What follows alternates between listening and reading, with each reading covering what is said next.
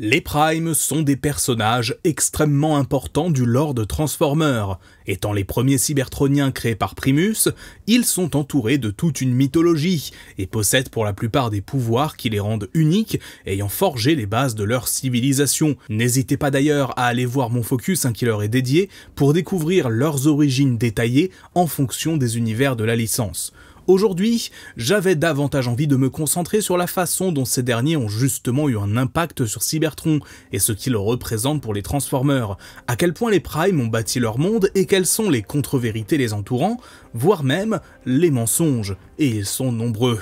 Donc installez-vous confortablement pour cette toute nouvelle vidéo analyse, dans laquelle on va parler des Primes, en lien notamment avec la sortie de Transformers One, mais aussi l'arrivée en 2025 d'une gamme de figurines entières leur étant dédiée. Mais avant que cette vidéo commence, j'aimerais vous parler du partenaire officiel de cette dernière, Transforverse.eu. Transforverse, c'est la boutique numéro 1 pour les fans de Transformers en France et en Europe, avec une offre de figurines parmi les plus larges sur le marché, comprenant toutes les gammes de Hasbro et Takara, mais aussi des modèles kits et des pièces de collection telles que les Free Zero, vous trouverez votre bonheur. Et puisqu'on parle des Primes, sachez que les premières figurines de la gamme Age of the Primes justement sont dès maintenant disponibles en précommande chez eux. Mais Transforverse, c'est aussi des comptes ultra actifs sur les réseaux sociaux, avec en ce moment un calendrier de l'Avent qui vous permet de gagner de multiples cadeaux tout au long du mois de décembre. N'hésitez pas à aller découvrir ça. Merci encore à eux pour leur soutien, et sur ce, on retourne du côté des Primes dans la vidéo du jour. Dans un premier temps, j'aimerais me pencher sur les Primes en tant que divinités, car après tout, c'est comme ça qu'on les décrit dans les récits mythologiques. Les Primes sont les premiers Cybertroniens créés par Primus, l'ayant notamment aidé dans son combat contre son frère Unicron. Mais ce sont aussi eux qui ont créé la civilisation, ou en tout cas qui en ont posé les bases. Nombre de légendes les entourent, certains habiteraient encore sur Cybertron, d'autres auraient choisi de quitter la planète, et certains ne sont plus de ce monde. Mais c'est un titre qui revêt d'une telle importance qu'il est porté par les leaders successifs de la planète, même si ces chefs, bien souvent des leaders militaires, n'ont aucun lien avec les Primes originels, ils sont appelés ainsi et ça ne pose pas trop de problèmes. D'ailleurs, en fonction des histoires, les successeurs des Primes possèdent ou non la matrice du commandement, ça n'est pas une constante absolue dans la franchise, ça dépend un peu. Cependant, parmi les Cybertroniens originels, il y en a un sur qui nos connaissances sont a priori peu étayées, le 13e Prime. Ce dernier serait en effet le Prime conciliateur et visionnaire, celui qui, même s'il n'a pas les plus grands pouvoirs physiques, arrive à mener les siens vers la victoire et vers un avenir meilleur. On raconte notamment que c'est grâce à lui qu'Unicron a été vaincu une première fois, et qu'il est toujours vivant au sein de la société cybertronienne, ayant choisi de mourir en tant que Prime pour renaître en tant que bot ordinaire, sans garder aucun souvenir de sa vie antérieure. On ne va pas y aller par quatre chemins, le 13e Prime, c'est Optimus. Il possède toutes les qualités morales de ce dernier, et lorsqu'il obtient la matrice du commandement, il redevient celui qu'il était à l'origine, un leader puissant et sage, qui inspire les autres à être meilleurs et mènera les siens au milieu des heures les plus sombres de Cybertron. Cette idée d'avoir Optimus en tant que 13e Prime originel réincarné, c'est une idée amenée notamment par la mythologie autour de Transformers Prime et des jeux War for Cybertron, avec notamment l'encyclopédie The Covenant of Primus, publiée au début des années 2010.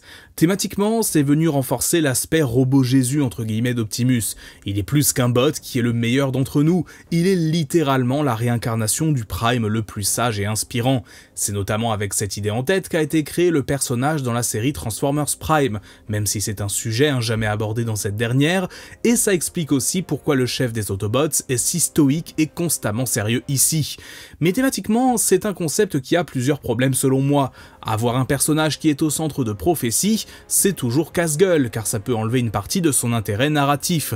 Bah oui, comment craindre pour un personnage qui est autant entouré de mystique et présenté comme le sauveur du début à la fin? De plus, se pose la question de la morale. Suggérer que seul un élu pourra accomplir de grandes choses, ça enlève de l'intérêt thématique à l'histoire qu'on raconte. Cependant, il est possible de jouer avec ce concept pour proposer des choses plus intéressantes, ou en tout cas qui changent un petit peu.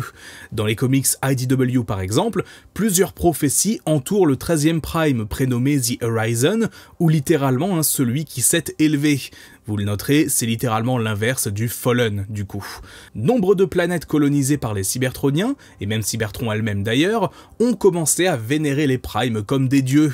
Après tout, ce sont eux qui ont bâti leur société, qui ont fait de Cybertron ce qu'on connaît aujourd'hui. Et au milieu de tout ça, des textes religieux parlent de ce fameux Horizon comme d'un sauveur qui a vaincu Unicron, le plus grand des Primes. Sauf que, on a un petit problème là. Un gros problème même. Dans ces comics, les Primes n'ont rien de divin. Pire, si vous avez vu ma vidéo sur Shockwave sortie la semaine dernière, vous savez que c'est ce dernier, en prenant l'identité d'Onyx Prime, qui a bâti l'histoire de son monde, ainsi que ses mythes et légendes. Avant son arrivée, les bots qui deviendront les Primes n'étaient que des chefs de tribus primitifs, se faisant la guerre à la préhistoire entre guillemets cybertronienne, dans une période faisant suite au départ des chevaliers de Cybertron et des premières guerres ayant ravagé le monde. Ce n'est pas directement le sujet de cette vidéo, mais ce qu'il faut savoir, c'est que dans cet univers, Cybertron avait déjà été prospère lors de la naissance des tout premiers Cybertroniens, mais un conflit majeur entre eux a conduit à une régression notable de la société, qui est alors devenue tribale, avec des chefs de guerre et de tribus se faisant constamment la guerre de façon primitive. Et c'est donc parmi ces chefs que se trouvaient les Primes, dont les récits ont été façonnés et inventés par la suite. Mais s'ils étaient forts, ça on pouvait pas leur enlever, ils n'avaient rien de divin, et étaient encore moins les premiers Transformers en vérité. On a donc ici une lignée des Primes qui n'en est pas vraiment une. Onyx Prime, ou plutôt Shockwave, a mis sur un piédestal des individus quelconques pour façonner la mythologie de son monde, et le temps a fait le reste. Les Primes étaient désormais des légendes, et il était communément accepté qu'ils étaient un des demi-dieux. Et donc, au milieu de tout ça, est arrivée la prophétie du Horizon, le Prime qui devra faire son retour et sauver Cybertron, en gros. Sauf que tout ça, on le sait nous en tant que lecteurs, et je vous en ai parlé dans la précédente vidéo, c'est une création de Shockwave. Il a littéralement créé la foi cybertronienne sous l'identité d'Onyx Prime, et donc, la lignée des Primes était corrompue depuis le départ. Ceux qui ont suivi n'ont assurément pas arrangé la chose. Nova Prime, Sentinel Prime, Zeta Prime pour ne citer que, mais de toute façon, il n'y avait aucune base aux origines divines des Primes ici. La légende du Horizon est donc elle aussi une création totale, même si ce dernier est bien évidemment vu comme étant Optimus Prime par certains. Ça n'est pas quelque chose qui fait consensus, et lui-même ne souhaite pas qu'on l'appelle ainsi, mais plusieurs croyants voient en lui ce 13e Prime devant sauver Cybertron.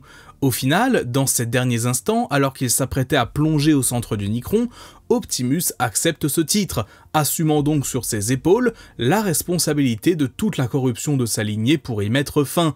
Et comme le dit Arcee dans les tout derniers instants de ses comics, l'important, ça n'est pas de savoir si Optimus était vraiment l'élu d'une prophétie, peu importe qu'il soit l'élu d'une prophétie ou pas, ce sont ses actes qui comptent, et c'est de ça qu'il faut se souvenir.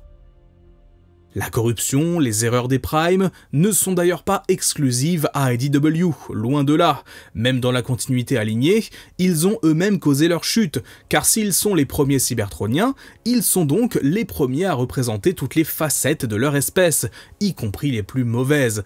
Difficile à ce moment de ne pas citer Lige Maximo, littéralement le Prime traître et manipulateur, ou Megatronus, dont les émotions le poussent à commettre l'irréparable. On pourrait même citer Quintus Prime, dont la volonté de créer des espèces à travers la galaxie a conduit à la naissance des Quintessons, qui asserviront Cybertron pendant des siècles. Donc, entre origine divine et remise en question du concept, pour ne faire d'eux que des primes sans compétences particulières, quelle est la meilleure? Est-ce qu'il y a un concept plus intéressant qu'un autre? Déjà, fondamentalement, je dirais que non. On peut aussi bien avoir des primes vus comme des demi-dieux sages et majoritairement positifs pour leur monde, ou au contraire, des individus dont le rôle a été grandement enjolivé au fil des siècles. L'un comme l'autre apportent des réflexions différentes et sont même en partie compatibles. J'ai même envie de dire, c'est une excellente chose que dans les années 2010, on ait eu les deux versions différentes qui aient été proposées, car ça a aussitôt ouvert le champ des possibles sur le plan narratif. Et justement en parlant de ça, Transformers One est peut-être le média qui a le mieux lié les deux concepts. Dans Transformers One, les Primes sont présentés comme les premiers Cybertroniens ayant vu le jour après que Primus se soit transformé en la planète Cybertron. D'une force et d'une taille bien supérieures aux autres habitants de leur monde, ils sont également les protecteurs de la matrice du commandement, l'artefact légendaire permettant à l'énergon d'être généré en quantité à la surface. S'ils ont donc des origines divines ici, on ne peut pas dire qu'ils soient fondamentalement différents des autres, en dehors de quelques pouvoirs et de leur taille. Par exemple, lorsque les Quintessons envahissent Cybertron, ils ont bien du mal à les repousser, ce qui conduit le conflit à s'éterniser, sans fin clairement visible a priori. De même, ils ont beau être très puissants, ils sont aussi faciles à tuer que d'autres Transformers. On le voit bien notamment dans leur affrontement dans la grotte face aux Quintessons et à Sentinelle, qui certes ont l'effet de surprise, mais où on en voit certains être tués au bout de quelques coups. Facilité scénaristique peut-être, mais il n'empêche que si on avait voulu les présenter différemment tout en gardant leur mort, ça aurait été possible. Un autre point important, c'est que contrairement aux itérations de la franchise où les Primes sont une légende déformée par le passage des années, ici, ils étaient encore vivants environ 50 ans avant l'histoire qui prend place. C'était donc certes les plus anciens Cybertroniens, mais des individus que la population de la planète a pu connaître, du moins pour ceux qui étaient déjà nés à l'époque. C'est le cas notamment de la garde d'élite, donc Shockwave, Starscream, les Seekers et Soundwave, mais aussi de Sentinel Prime et probablement d'autres. Aucune déformation donc ici, ce qu'on sait sur eux n'a a priori pas été modifié ou enjolivé, ou en tout cas très peu. D'ailleurs, petit teasing, mais avec Ada, on a eu l'occasion d'interviewer Jason Scheer, le production designer de Transformers One, qui a donc pas mal influencé la direction que le film a pris. Et il nous a dit pas mal de choses intéressantes sur les Primes et les idées qu'ils ont eues pendant la production. L'interview sortira bientôt, je vous tiendrai au courant. Cependant, Transformers One a apporté une grosse modification parmi les Primes. Il s'agit du 13e, qui n'est ici plus une figure mystérieuse qui serait en réalité Optimus, non, c'est juste Zeta Prime, un personnage qui d'habitude ne fait pas partie des Primes originels, qui a été intégré à sa place dans le but justement de s'éloigner de cette prophétie autour d'Optimus, et de simplement faire de lui un bot ordinaire qui a réussi à accomplir des choses extraordinaires. N'hésitez pas à me dire d'ailleurs en commentaire si vous souhaitez que je fasse une vidéo complète sur les Primes de Transformers One dans les semaines ou les mois à venir. Il y a pas mal de petites choses sympas, et ça pourrait faire office de complément à mon focus sur ces derniers, même si j'avoue que je ne sais pas encore dans quel format je ferai cela. Avec la gamme Age of the Primes qui arrive l'année prochaine et qui a commencé à être révélée en cette fin d'année 2024, c'était le moment parfait pour vous parler un peu des Primes. J'avoue, j'ai un peu écrit cette vidéo au feeling, j'avais surtout envie d'évoquer la façon dont leur concept a été abordé au sein de la licence depuis une quinzaine d'années, et je me rends compte que ça m'a ouvert des portes à d'autres sujets potentiels. Les Primes de Transformers One, les Cybertroniens existants avant les Primes dans les comics ADW, bref, plein de choses intéressantes dont je ne manquerai pas de vous parler à l'avenir. Merci à tous d'avoir regardé cette vidéo, j'espère qu'elle vous aura plu. Dites-moi en commentaire ce que vous en avez pensé. N'oubliez pas le petit pouce bleu et la cloche pour me soutenir. Merci beaucoup à tous ceux qui le font. On va se retrouver très vite pour du nouveau contenu sur la chaîne. Sur ce, c'est tout pour moi, c'était Magnus. Ciao!